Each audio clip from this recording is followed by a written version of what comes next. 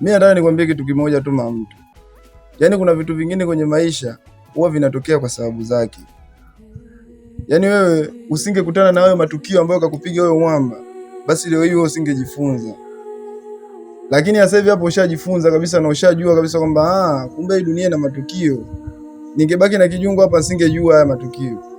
Kwa hiyo nenda tena huko, kaendelee kujifunza. Alafu mwanaume utakayempata sasa ndio atakuja kufaidi matunda yako. Yawe mafunzo unayopitia sasa hivi. Ila wante mmoja, mimi sio mwanaume wako tena. Yaani sahau kuwa na mimi. Dakika za mwisho sasa mimi nishamaliza. Nishakusomea kesi kila kitu. Mazingira ushaelewa. Kwa hiyo naomba sasa uchukue time uondoke. Sasa nishajifunza kutokana na makosa yangu mume wangu. Sitorudia tena na kuahidi.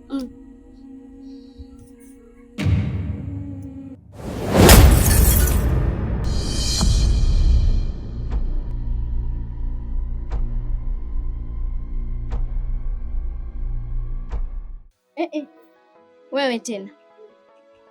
Mbona makelele kwenye majumba ya watu? Au ni kipi ulichokisahau?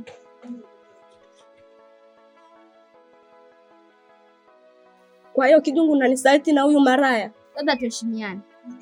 Kukutuma uondoke na mabegi yako hapa na ukamwacha kijana watu wanahangaika. Kama wewe ukujua thamani yake, sisi tunaojua thamani yake tukamchukua. Kwa hiyo unapokuja, njoo kwa utaratibu. Ulikuwa unajifanya rafiki wa kweli.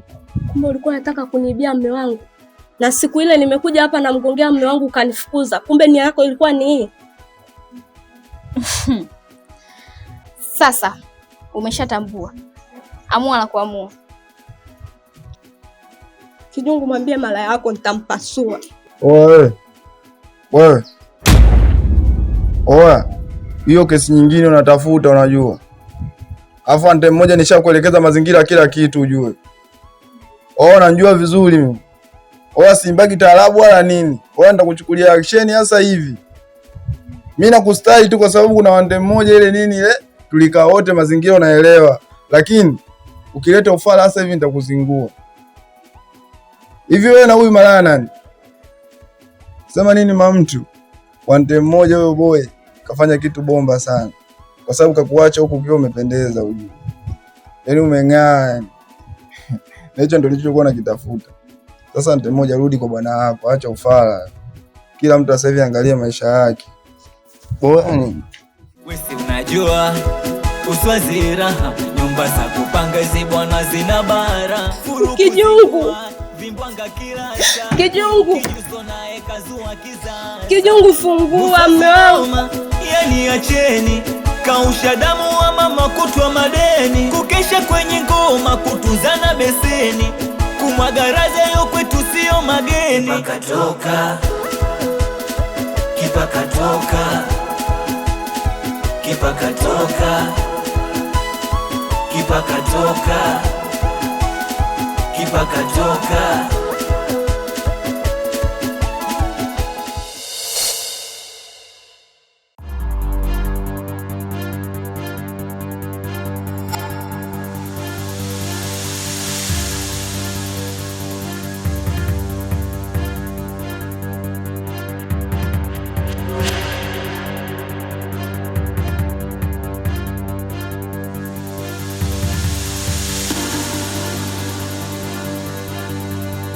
Zai vipi, mbona kama umechanganyikiwa, una shida gani? Yaani hapa uniacheni nimechanganyikiwa mpaka nimechanganyikiwa tena. Kuna nini? Ile dawa niloga na ule mganga. Hii ni katika maji ya kunywa na mtu yote asinione. Uweze amini. Na hata tu kuweka. Mume wangu ananiona. Hadi walipo nimechanganyikiwa sasa hata nifanye nini yani? We Zai wewe, unakumbuka mganga alisemaje?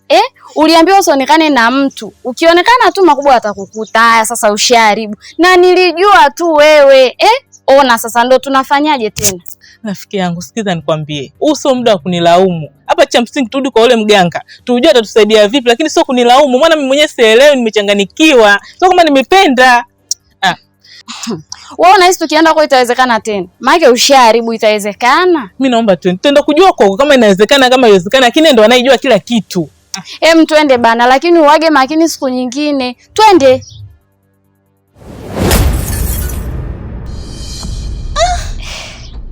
We naye umeanza drama zako sasa. Vipi tena? We Zai, uko sawa? Zai? Upo sawa Zai? We Zai? Vipi mtoto na nini?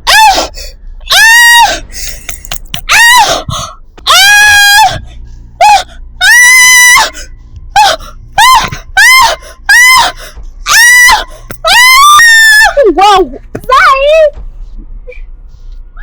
Zai! Zai!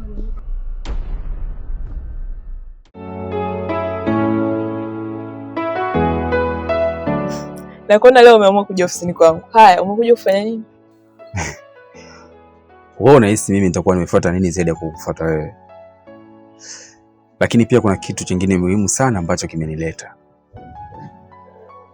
Najua kwamba kwa sasa hali ya mke wangu unaijua vizuri sana. Lakini hata hivyo, hata kama ile tatizo lingekuwa halijamkuta, mimi tayari nilikuwa nimeshafanya maamuzi kwake, kwa sababu siwezi kuishi na mwanamke ambaye hampendi mtoto wangu, lakini pia hanipendi mimi. Maana nimeshashuhudia matukio mingi sana ambayo walikuwa wanataka kunifanyia na sio mazuri.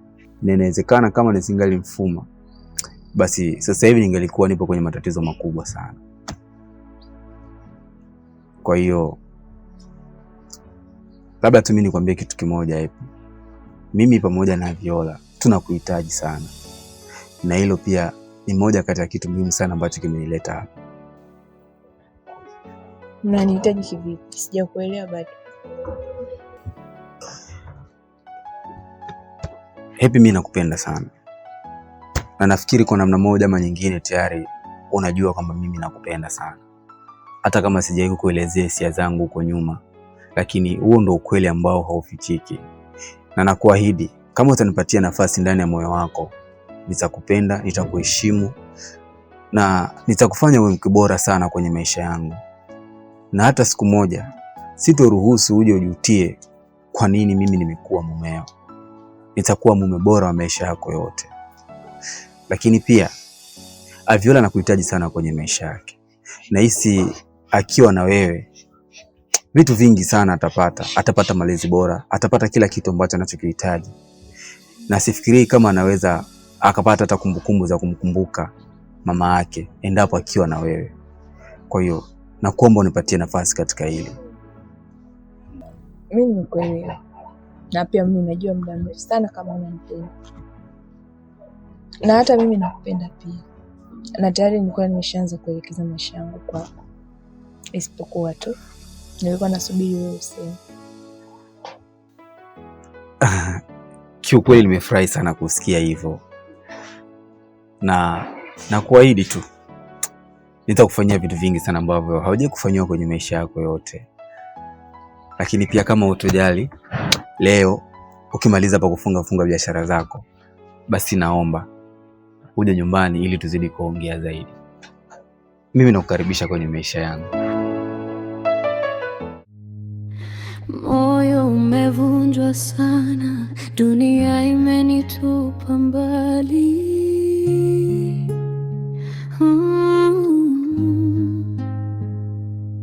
Lakini macho yako yaliponitazama, kulitokea jua ndani ya giza langu. Waliniona sina. Mr. Salamshi. Karibu sana. Asante sana. Mama Happy. Huyu ndo yule kijana nilokuambia, na ndo kijana ambaye amesababisha leo hii nuru yako ya macho imerudi tena.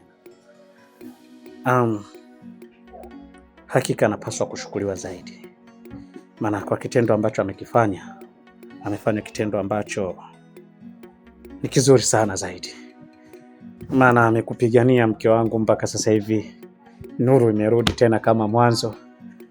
Hakika Bwana Lamshi, mimi niseme na kushukuru sana tena sana zaidi ya sana. Lakini pia Mama Happy, mimi nilikuwa naona tufanye jambo moja. kulingana na kitu ambacho amekifanya kijana wetu hapa, amefanya jambo la maana sana, tena jambo kubwa sana. Sasa kwa hiki ambacho amekifanya kijana wetu, hatuna cha kumlipa zaidi ya kusema kuwa unaonaje tukaweza kumkabidhi binti yetu Happy.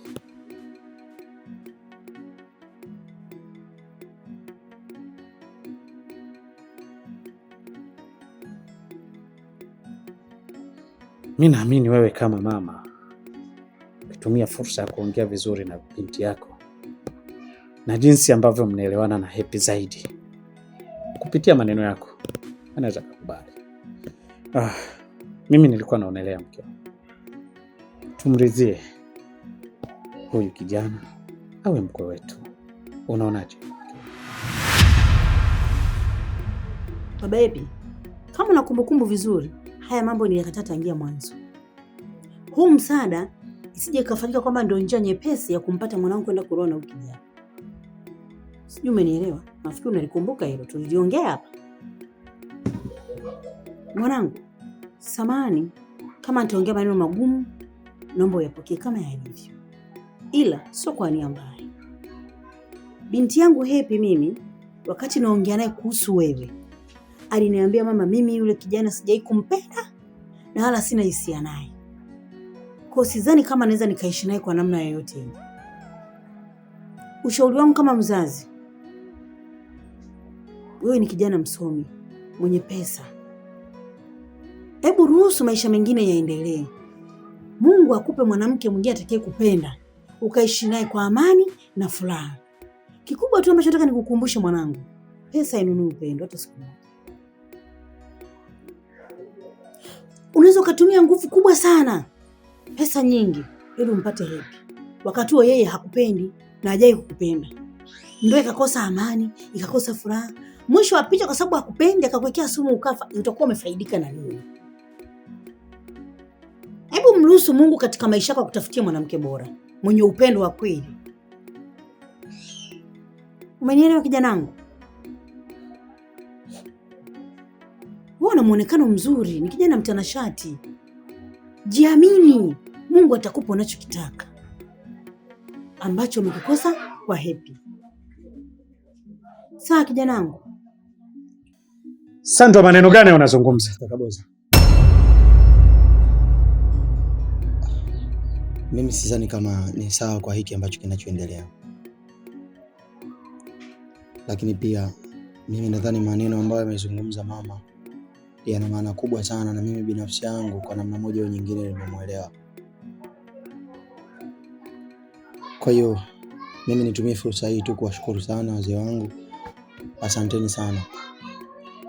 Lakini pia namshukuru zaidi mama kwa sababu amenifumbua mahali ambapo nilipokuwa nimefumba. Mimi nadhani ni hayo, sina mengine. Kwa hiyo mimi nadhani niwaache muendelee na mambo mengine kama familia. Asanteni sana.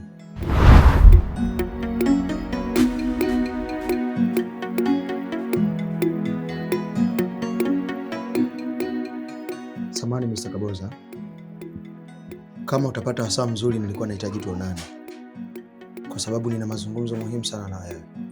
Sawa, nimekuelewa.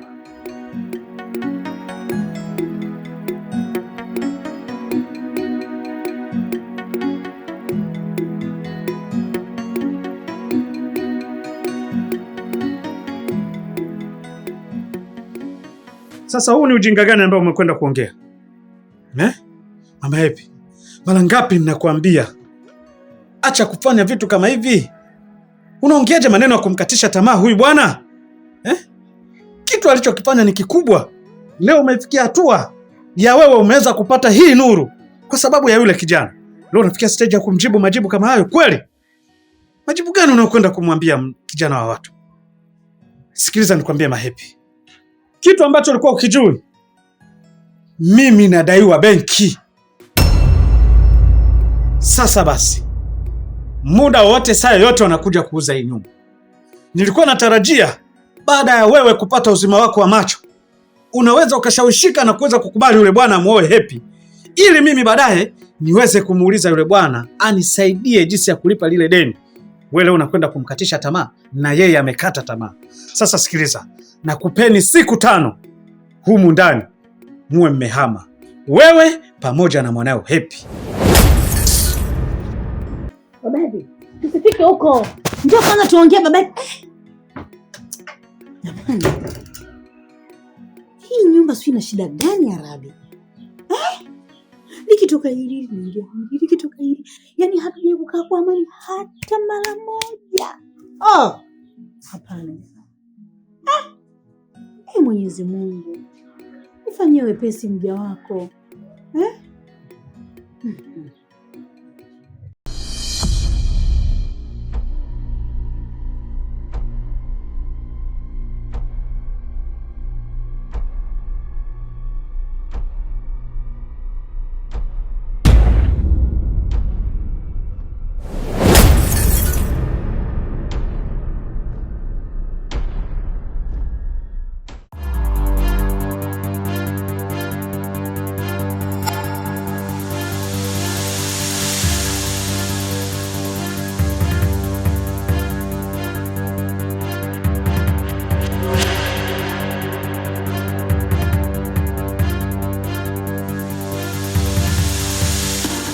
Jina, yaani unaumwa afu uniambie shida nini? Amna, ni kichefuchefu tu. Kichefuchefu? Yaani unajisikiaje kichefuchefu bila kuumwa chochote? Ina maana kwamba una malaria? Amna. Shida nini sasa?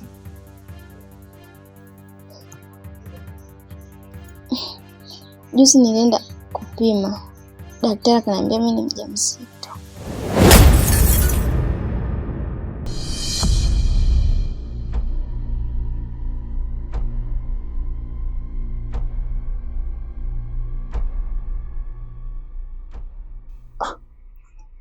Hebu rudia tena basi. Yaani umeenda kupima, daktari amekwambia wewe ni?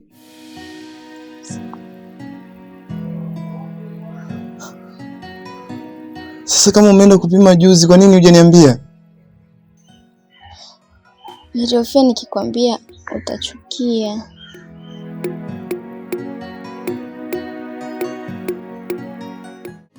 Wivu kaja kama radi, penzi wako wa zamani akatufuatilia vita, vitisho na giza, lakini moyo wangu ulikata kurudi nyuma.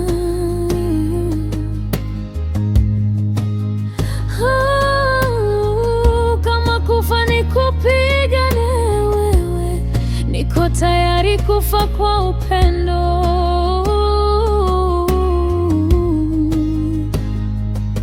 Maana mlinzi hakimbii, anasimama kwa anayempenda. Sikia Jina, yaani hilo sio swala la kunificha mimi.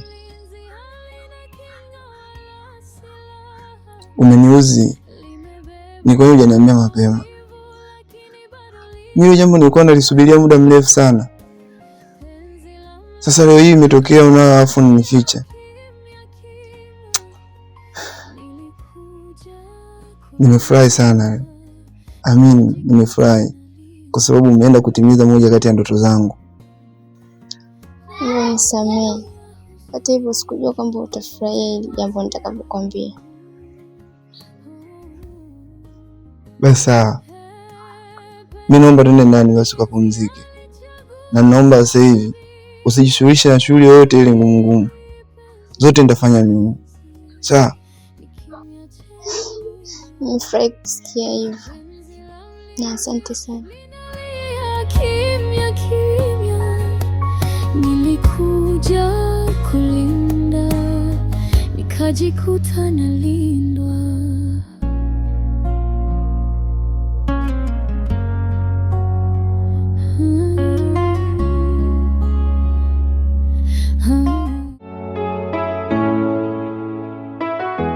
Kwa hapa ilipofikia, I'm tired. Sitaweza tena Kaboza, nimechoka. Nilitukanwa mara ya kwanza, nikakaa kimya. Tena sasa nilikaa kimya. Nilikwambia wewe, unajua. Leo naona alichokizungumza mkeo. Mimi nadhani ndugu yangu, mwafaka wangu mimi na wewe leo umeisha hapa. Hapana Mr. Lamshi. Kwa nini uweze kuchoka? Mbona mapema sana kuweza kufanya haraka ya kuchoka zaidi? Hebu naomba mimi nikuombe kitu kimoja. Hebu kuwa na subira basi. Fanya subira. Hili jambo litaisha. Mimi naamini kabisa litawezekana. Mimi bado sijachoka kuweza kulipambania hili jambo. Najua kweli mke wangu amejibu majibu ambayo si mazuri na si ni kupendeza zaidi. Lakini upasi kusema kuwa umechoka, na mwanaume siku zote anatakiwa apambane mpaka hatua ya mwisho. Vipi wewe umefikia hatua ya kusema kwamba umechoka? Hapana. Naomba usifikie huko. Bado tunayo nafasi nyingine ya kupambania hili jambo. Kaboza, nivute subira mpaka lini? Nivute subira mpaka lini? Hivi kwenye hili jambo mimi nimevumilia muda gani? Mwezi wa kwanza umepita. Wewe Kaboza wewe, natumia pesa. Kaboza umekula pesa zangu nyingi mno. Hata milioni 10, 500,000, 300,000. Kaboza, mimi siwezi tena. Alafu nimeshafanya vitu vingi mno. Nimefanya vitu vingi mno kwenye familia yako. Nikisema inatosha, nimechoka. Kama mkeo amepona tayari macho. Ufurahi? Nafurahia. Milioni 10 yangu okay fine. Sitaki unirudishie, nimekusamehe. Hilo nao pia ufurahi? Ufurahi? Mimi nadhani hili jambo liishe. Sihitaji kuona simu yako, sitakusumbua kwa lolote. Nimenawa hili jambo. Naomba nikutakie siku njema. Nadhani tumemalizana mimi na wewe. Hapana, usifanye hivyo. Hapana. Mimi nilikuwa nakuomba kitu. Mr. Lamshi, najua umefikia hatua ambayo si nzuri kweli zaidi. Na mimi naamini jinsi gani unajisikia kuumia katika moyo wako. Lakini naomba unipe nafasi moja ya mwisho. Na hii si nafasi moja ya mwisho. Mimi binafsi yangu kwako nitakuwa ni mtu ambaye tazidi kukulilia sana kwa sababu tumeanza vizuri. Na wala sifikiri tuje tumalize vibaya. Mimi nilikuwa napenda nikuombe jambo moja. Kwa sasa mimi nipo katika wakati mgumu sana. Na wakati nilionao na si mwingine, benki inanidai. Kwa hiyo nilikuwa najua kabisa kwamba mtu ambaye anaweza akanisaidia kuhusu kumaliza tatizo ambalo nadaiwa huko benki ni wewe.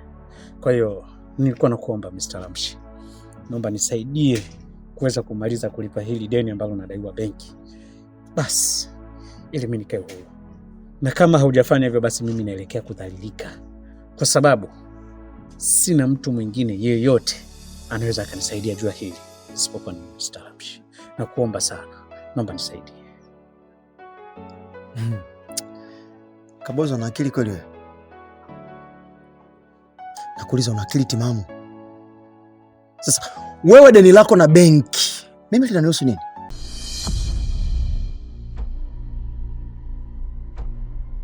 Linanihusu nini?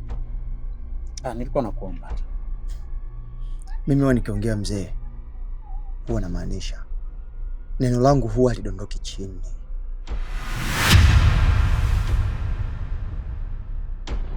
Maneno yangu huwa yafanyaje? Hayadondoki chini. Alafu ni mtu mzima, ukiambiwa kitu elewa. Sina pesa za kuchezea. Siku njema.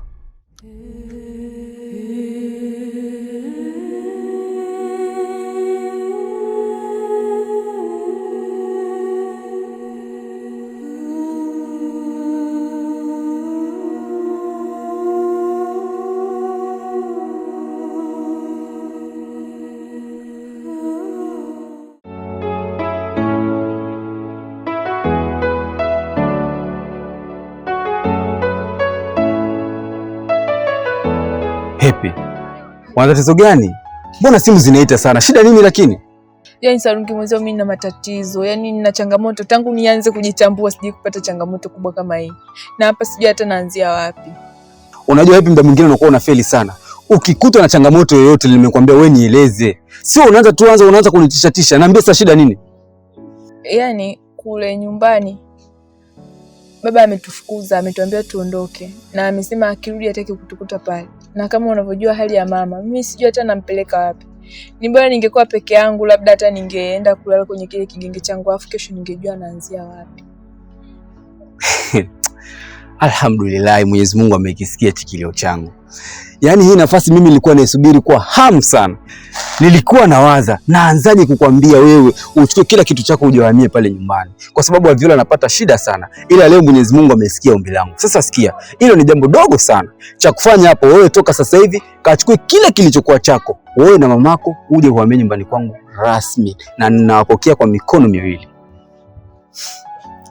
Sasa ungemsubiri. Yaani mimi na mamangu tunakuja kuishi nyumbani kwako. Tena sasa hivi fanya haraka. Wewe nenda kachukue kile kilichokuwa chako uje uhamie nyumbani kwangu. Kwa nini uteseke wakati mimi nipo? Siwezi kufanya kitu kama hicho. Asante Mungu. Moyo umevunjwa sana, dunia imenitupa mbali.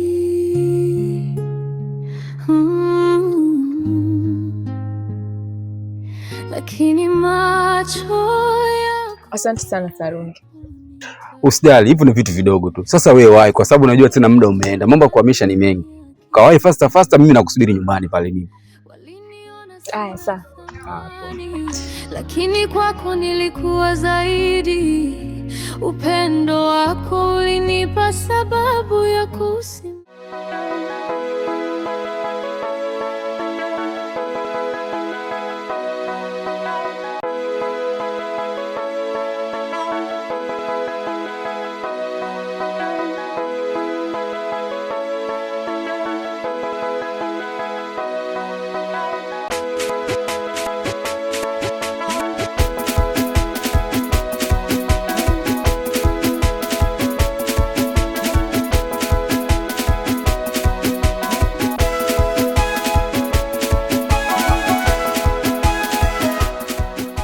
Habari yako binti?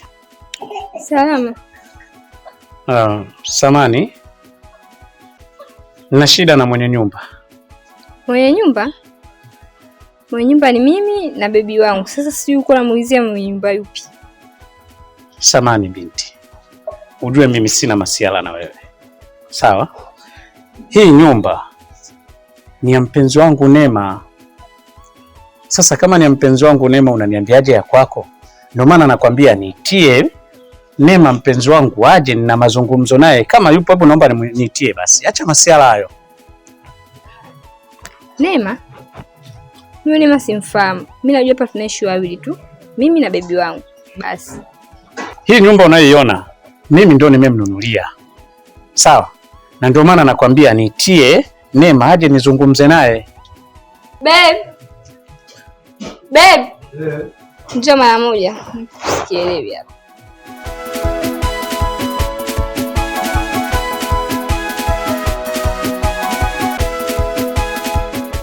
Baba, karibu. Asante. Samani. Namuulizia mpenzi wangu Neema. Neema. Neema kwa sasa sio mmiliki halali wa hii nyumba.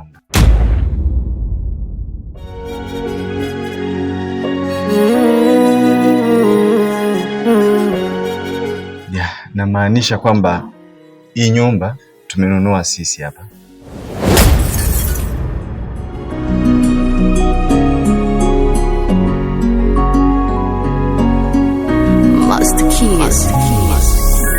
Neema ameuza hii nyumba.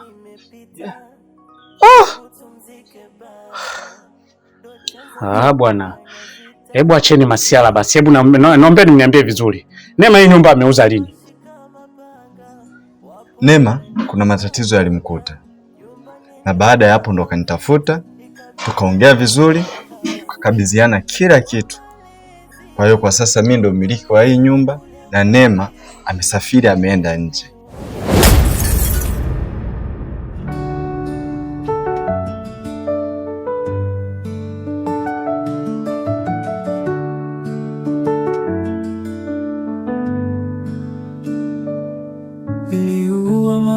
wako ni wa milele, lakini giza lilijificha kwa tabasamu.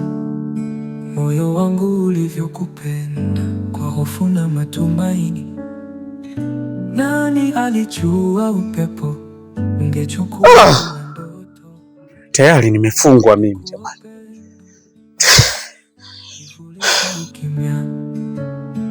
Je, ulikuwa wangu au ndoto tu ya usiku?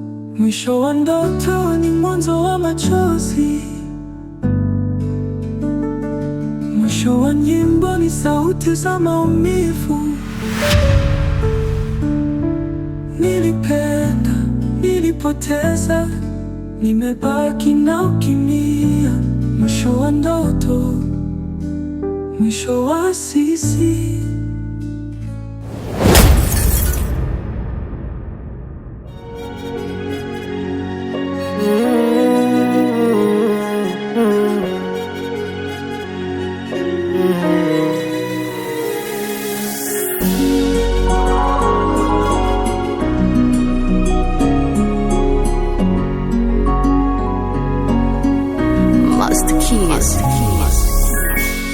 Miaka sasa imepita tangu tumzike baba, ndo chanzo cha kuwa na vita, ndugu kuuana.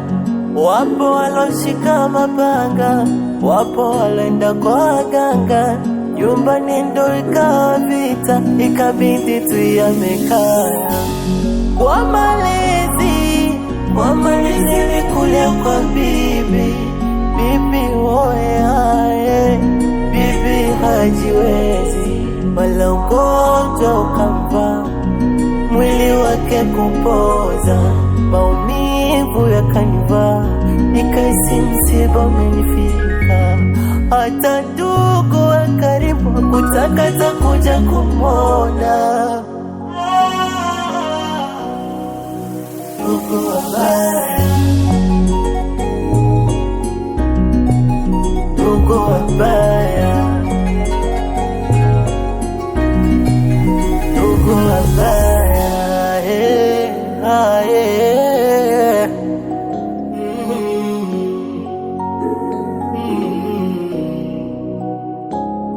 Machozi hayaniishi tangu nimzike bibi. Sina rafiki, ndugu wa karibu wa kunifariji. Nikawa